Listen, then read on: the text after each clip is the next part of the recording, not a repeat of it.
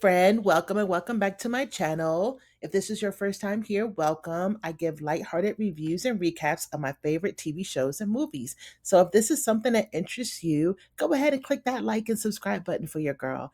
And please come back. I'm so glad you're here. So with that being said, let's get started.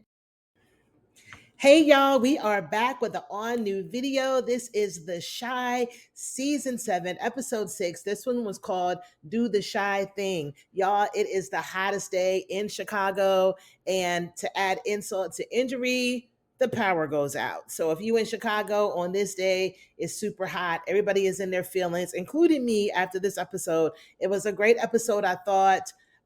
Shout out to Lena for giving a nod to Spike Lee and Do the Right Thing. There was so many ways that she paid homage to him and his movie throughout this episode, and I just loved it. So let's just get started. So the episode starts where we see everybody trying to deal with this heat and try to stay cool. We got Darnell, he's laying in the bed with a box fan. And first thing I thought when I saw the box fan was, why ain't he got his air conditioner on? But maybe the power had just went out. But you see him with a little transistor radio, just like Ozzie Davis's character had on Do the Right Thing. So I thought that was cool. Anyway, shout out to Lena again. We hear her on the radio. She's I guess supposed to be the DJ on the radio, but you can tell Lena Waithe's voice, and that was her.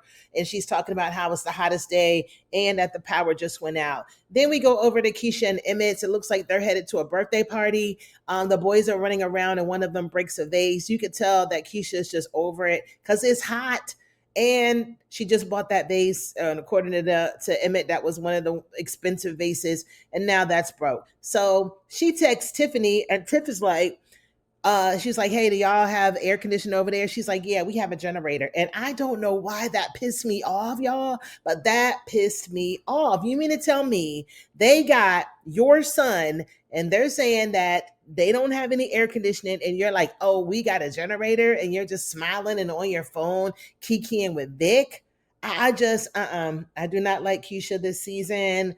Not Keisha, Tiffany. I do not like Tiff this season. I think she's being selfish and just reckless, but we will get there. Then you see Bakari. Everybody's just texting everybody, yo, what's good? Is your air out too? We got Jake and Reg, they're at the house. Everybody is just hot. We got Rashad is hot. He's hanging out with Vic, and the whole dipping your head in the ice water, another Do the Right Thing. I was like, okay. So anyway, everyone's just trying to stay cool and just trying to figure out who's got what so they can go with somebody who's somebody's house who's got some air conditioning. We see Emmett, and he also reaches out to Damien, who's at Smokies, and he's in the freezer watching a sports game on his phone.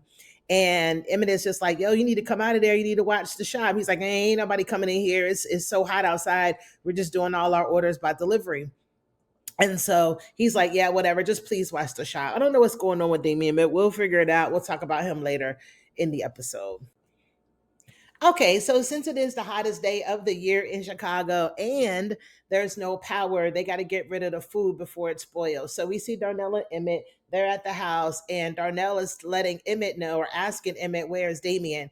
And he's like, well, Damien's at Smokey's holding it down, and he wants him to keep an eye on him. He's like, look, you probably don't know this, but not so long ago, Damien was in rehab, and he just got out. So he may or may not still have a problem. Just make sure you keep an eye on him.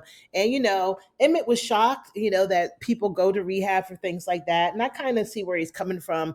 Like most times when you see people that are in rehab, it is for like alcohol or drugs. So, it's not really common for people, especially people of color, to go to rehab for gambling, But anyway, Darnell tells a story about how his daddy had lost the house. And, the mama had just had to come up with a reason, to the rest of the family. Oh, I just wanted to move. But really what happened was Papa lost the house. So I believe that kind of stuff does happen. And probably, that's probably more common, but shout out to the Black women out there that hold their men down and just leave them with their dignity. So, but anyway, we're going to keep an eye out on Damien because it seems like he may have a problem. Now, let's go over to Alicia. She's sitting there and she finally lets her know that she did overhear the conversation between her and Keisha when they were talking about Nook. And she just, reminds her, you're not going to be laying down doing nothing with the man who may or may not have killed my son. And she was like, well, I thought you said it was Zay. And she was like, Nuck said that it was Zay. I mean, for all I know, he could have just been saying that just to save himself. But what I want you to do is stay away from Nook. And I'm like, yeah, please stay away from Nook. I mean, I don't want you to be with none of them, but if you got to be with either Vic or Nook, let's go with Vic over Nook. So, but I don't know. We'll see what happens with Miss Tiff. I think something might be happening to her this season too. I don't know, but I just know she's getting on my nerves. All right. So over at Smokies, we see that because it's so hot and the power is out, everybody is making orders to Smokies for delivery. So we got Dom and we see Jamal and they're in there. They're bagging up orders and Dom is gonna not Dom, Jamal's gonna go out and start delivering some of these orders. We also see that Emmett is at Smokies with Damien. Damien rolls up on him and asks him for $3,000. And he's like, for what? Yeah, I owe somebody. And I'm like, gosh, Emmett, your daddy just told you that this guy has a gambling problem. Why would you give him $3,000? But nevertheless, we'll see what happens with Damien. And lastly, we got the brothers, we got Jake, and we got Reg. They're there at the apartment. And Reg just snatches the phone out of Jake's hand. It was like, who are you talking to? Who you text, nigga? Oh, some girl I like. Oh, who is Teresa? Oh, that's my girl. I've been hollering at her for a minute. Oh, okay. Well, invite her over. And as soon as he said that, I was like, you know what? This guy, Reg, he is so grimy. I don't know. Oh my gosh. So, of course, Jake, being the obedient little brother, okay, I'll invite her over right now. It's like, you can't see what's going to happen because I can see, like Stevie Wonder can see what's been happening with this here. Anyway, he's like, yeah, order some food, nigga. So he ends up ordering some food from Smokies as well. And I'm like, man, you just don't know what you just did, Jake. So we'll see what happens with that. So I guess we needed a reminder of what a monster Nook really is, because how you gonna kill this guy in broad daylight and then show up at his funeral just sitting in the pews, just sitting there? I was so disgusted at this scene. Afterwards, we see the pastor go up to Nook and was like, did you come here to repent or did you come here to make sure that he was dead? And so Nook explains that he had to do that because he was putting his life in jeopardy. And the pastor was like, every time you leave the house, you're putting your life in jeopardy. And he tells him that God is going to judge him one day and you're going to have to answer for what you did to this young man. And he was like, well, that's not going to be the day. And I'm like, okay, Nook, you got to go too. You got to go. The way you just take life without no regard is just disgusting. So yeah, you got to get up out of here. Next, we see the infamous red wall, y'all. Lena knocked it out of the park. Shout out to Robin Harris, Spike Lee, do the right thing. I was so happy when I saw this scene. We see Rashad, Darnell, and Vic. They're all sitting there by the red wall with the cooler and the umbrella. Such a dope scene. And they're just actually just talking noise. They're just talking about women and how it's hard out here. Darnell's talking about he's glad that Jada done scooped him up. And Rashad is talking about how it's just hard over to Alicia's house because, she's so controlling and he feels like he doesn't have a say. And they're like, well, you ain't making no money. I mean, you're not contributing nothing. What makes you think that you're going to have a say? He was just like, well, I do other things other than monetary. Like, I protect her and I'm not trying to say I want to run it. I just want to be partners. And I just feel like she's not respecting me like that. And so, they're giving him the blues and they're talking, to Vic, and he's just like, man, I'm done with it. They're dogging me out on social media. And, so they're just talking trash to each other and just having a good time in the heat. It was so good to see that scene of the red wall. Shout out to Robin Harris. Now let's get to poor Jamal. He got to deliver the food And I've never delivered any food with DoorDash or anything like that. But if it's anything like we just saw, it, no, thank you. So he gets to the one guy's house and he's just talking about how, oh, there's no barbecue sauce. Oh, how is this chicken cooked? Is this vegan? Then we get the angry black man. I don't even know what's going on with him. And then we get the lady who ain't got no money fishing around. Ooh, I knew I had something. And she got about 7-11 kids waiting to eat. So it's too hot for all that, y'all. It is too hot. Give Jamal a break. Have your money ready. Y'all was the one who ordered the food. So please have the money ready because it is definitely too hot for that. Shout out to Jamal for making them orders though. All right, so back at Jake's, we see Jake and Reg, and I guess the girl Jericia or Teresha, whatever her name is also there, and she's all up under Jake, kissing all up under him. He's smoking, he passes it to her, whatever, and it's so creepy that we got Reg also sitting on the couch next to him. I'm like, why don't you go in your room somewhere? What is going on right now? Why are you just sitting here on the couch? So anyway, he starts talking trash while they're together or whatever. Oh, I don't know why you over there with him. I'm the one that taught him everything he knows. And she's like, both of y'all cute. So that lets you know what time it is with her when she said that. But anyway, so the food comes from Smokey. So Jake gets up to get the door, and no sooner than he got up, that was it. That girl was all over him. They was all kissing and everything. And I was like, man, poor Jake. So Jamal kind of looks as he's waiting for Jake to pay him, and he just notices that Reg is there with the girl. He's like, yo, you good? And he was like, yeah, I'm straight. So shout out to Jamal for just looking out for Jake to make sure that he was good. All right. So next we see the cops. So we remember that when Rob got taken out, it was around Thanksgiving. And so when they were dropping the body off, remember Bakari vomited. Anyway, the cop comes up and says that they got the DNA on the vomit and it belongs to Bakari. And that Bakari's already in the system because he has stolen a car and they know that he was a foster kid. And so Tucson is like, do you have an address? The guy's like, nah, I don't have an address, but we'll see what we can do. So now Bakari is in the headlights of Detective Tucson. Not a good place to be, Bakari. I am so upset about that. I really hope that Bakari doesn't get in any trouble. And then we see on the hottest day of the year, the church is having another event. They're having a picnic or a barbecue or something out in the park, it looks like. We got Papa, we got Pastor Charles and Pastor Ezekiel. They're sitting there talking, and they're talking about how to boost up the ministry. And one of the things that Pastor Charles is talking about is doing something like a dating ministry, I guess, for singles. And Papa was like, yeah, I know about your your house calls you be making. And Pastor Charles was like, what do you mean by that? It's like, what you think he mean by that? You be giving happy endings in the name of the Lord. But anyway, that's just straight disgusting, Pastor Charles.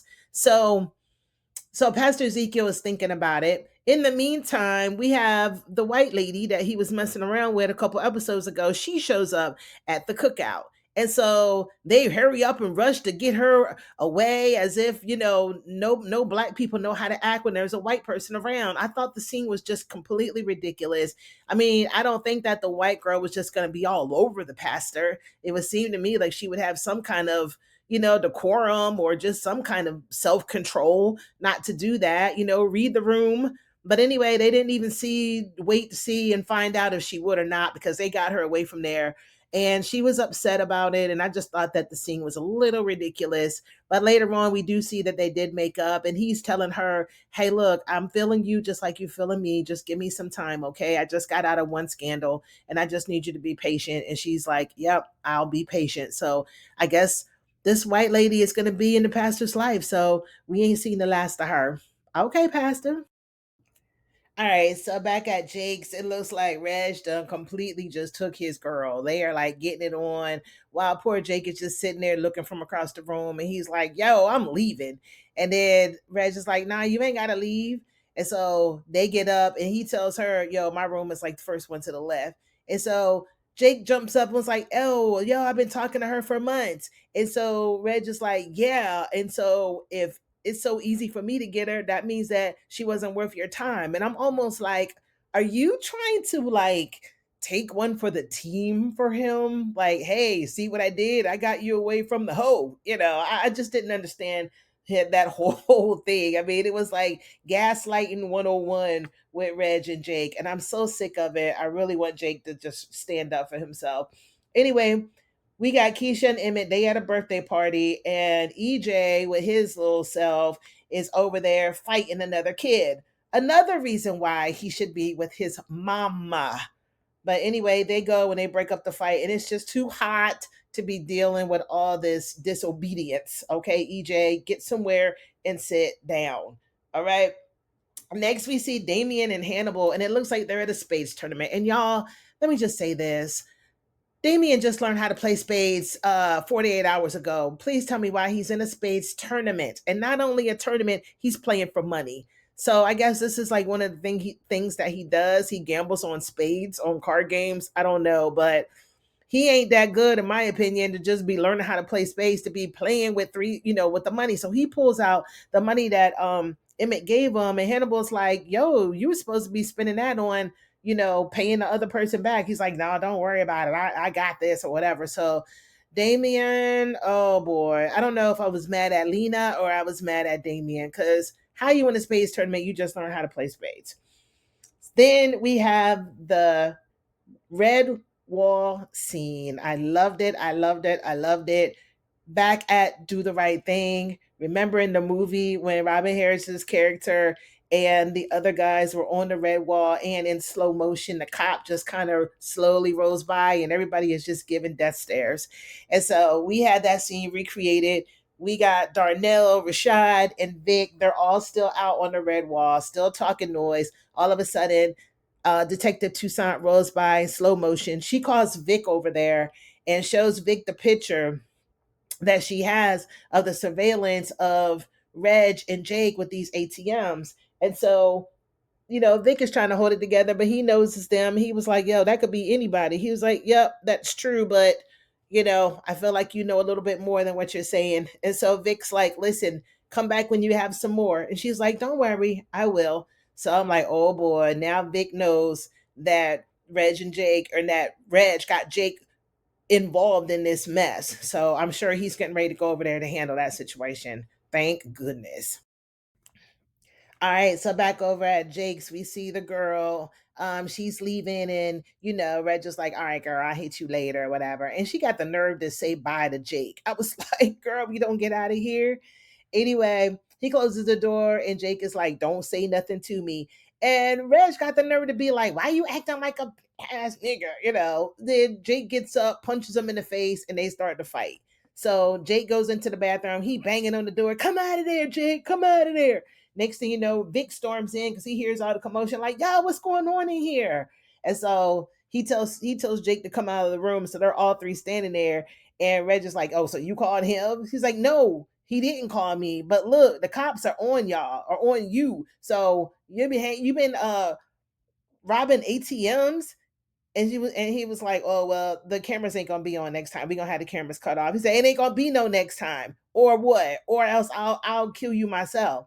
And so Jake is like, man, I'm not staying here with you. I'm moving out. You can have the apartment. I'm gonna go live with Vic. And so Reg can't believe it. Oh man, you're gonna leave me? He's like, yeah, he's coming with me. And then this fool gonna have the nerve to say, what about what mama said? So funny.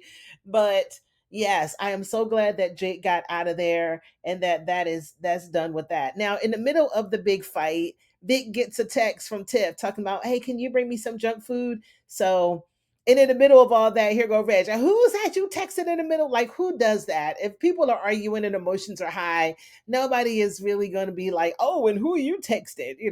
Not unless it's kind of one on one and somebody's talking and somebody just, pulls out their phone and just starts ignoring you. That's a different thing. But it was kind of out of context for that, but kind of corny. Anyway, Alicia meets up with Rashad at the cigar bar. They sit down and they talk, and Rashad is just like, look, this ain't working. So Alicia, she playing it cool or whatever. And they decide to mutually end things romantically. But Rashad is like, yo, can I still, be on your payroll? And she was like, yeah, of course. I still need you to protect me. As a matter of fact, she goes ahead and she lets Rashad know her plans, how she's getting ready to go on this vigilante quest here, getting ready to take out everybody and anybody. Still don't think it's a good idea. It's a horrible idea. But Rashad is like, I'm down. And I'm like, okay, Rashad, you get ready to end up right back where you started from. Keep messing around with Alicia.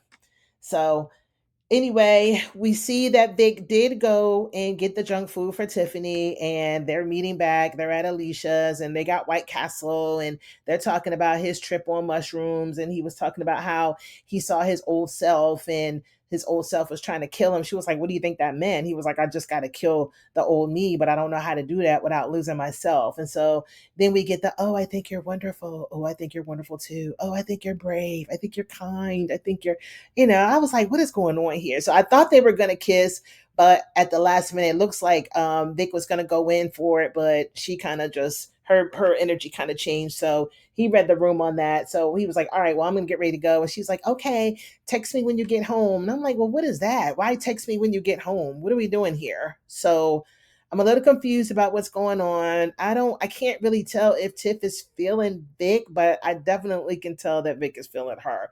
So we'll see what happens there. I'm not really against it, but I don't know. We'll see. All right, y'all. So we see another nod to do the right thing. It is hot out there. We got the kids. They playing hopscotch. They're drawing with the chalk on the sidewalk. And we see these two kids that are trying to open up the water hydrant. Jamal comes up and assists them and gets that water hydrant going, and then kind of does something with the cup so that it kind of like goes out even more, and it just looks so refreshing because it really does look hot out there. So shout out to Jamal for that. Next we see Keith and Rashad. Looks like they're at the cigar bar, or they could be at Smokies. I think they're at the cigar bar, and they're sitting there and they're talking, and Rashad remembers him from when they was locked up. He was like, yo, how long you been out? He was like, yeah, I've been out a while or whatever. And so it comes to find out, he lets him know about Tracy, and Rashad's like, yeah, I know Tracy. And so he's like, well, sometimes it's good to have a lady and have a job to kind of keep your nose clean, to keep you out these streets or whatever. And so Rashad is telling him about the men's group, and he was like, yeah, okay, why don't you, hook me up? And so he's like, all right, bet. So I think that's good that we see a scene where the two brothers are really trying to help keep each other out of trouble. I think that was a good scene. Next, y'all, we got this spades tournament. Oh my goodness. So it looks like Hannibal and Damien are winning. Looks like they won their money or whatever. And so the next thing we see is Damien talking trash, and this guy, I think they call him Terry Crews, told him, sit down, Terry Crews. He's kind of big, bald head, muscular guy that they're playing against, because the guy's like, well, if y'all ain't got 500, y'all ain't won yet. And here go David. Well, mathematically, we have won technically. And he's like, shut up, nerd. Anyway, they're like, okay, Terry Crews, calm down. But long story short, Damien is talking trash to him, kind of gets in his head. He's like, yeah, it's kind of sucks to lose all your money to a nerd. He's like, let me tell you something. One thing I always have is money. He pulls out money. He's like, I'll match whatever you got. He's like, okay, I got 6 bands. He was like, all right, bet. One hand, double or nothing, and let's go, let's do it. So we got Hannibal across the table. He's like, no, no, no, that's our money. And Damien's like, all right, let's do it. So they do it one hand, and how about they lose? He loses all the money. So Damien, I don't think you're gonna be having some good days coming up here in the future.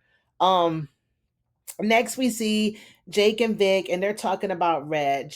And Jake is asking Vic about Reg, like, has he always been this way? Or and Reg just Vic is like, no, there was a time where he was like the smartest kid out there, but it just seemed like he just took on this persona and he couldn't shake it. And then when he got involved with that street stuff, it was just no turning away.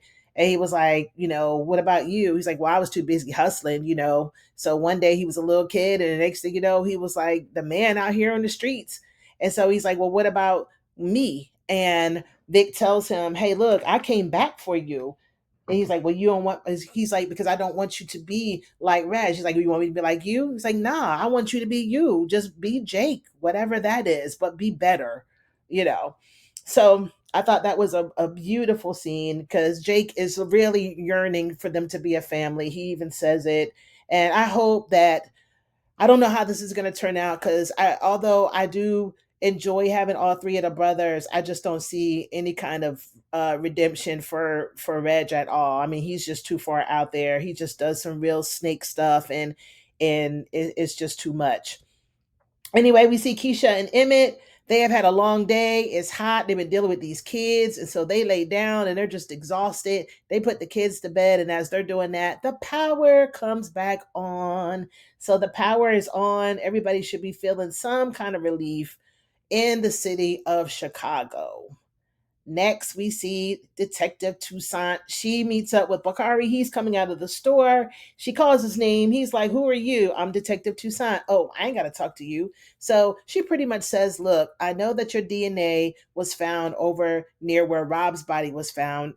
You must have had a lot of Thanksgiving dinner. Maybe, you got sick from seeing the image of a dead body, but I don't think that you did it. But I want to know, but I think that you know who did do it." And she was like, "Was it Reg?" And so Bakari is just kind of like stunned that she would ask that question, but he kind of keeps his cool.